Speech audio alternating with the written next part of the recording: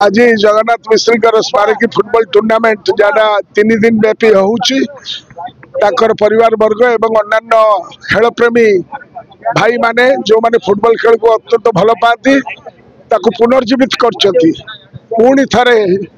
बारिपदार भाव में आम टूर्नामेंट खेलला बेले यही पड़िया से जमती लोके बसुले पड़िया चारिकड़े आज से माहौल देखिए अत्यंत मन खुशी हो। जगन्नाथ मिश्री वाज ए असाधारण प्लेयर थिले एवं बारिपदा रही पड़िया बहुत नामी दामी प्लेयर बाहरी विगत दिन मानक तो मुझे बहुत खेली बहुत टूर्नामेंट खेली ज्वालामुखी क्लब तरफ भी खेली एवं आम साथी मैंने ये अच्छा जो मैंने सागर खेली तेणु बहुत बहुत खुशी लगुच ये माटी रे उदा माटीर बासनाटा अलग प्रकार जी खेली थो से जानी तेणु से मन पड़े मनर उत्फुल्लता आसूची किंतु सबुठ बड़ कंट्रीब्यूशन है खेलटा जोटा मरी जाता बारिपदा और मयूरभंज पुनर्जीवित कर टूर्नामेंट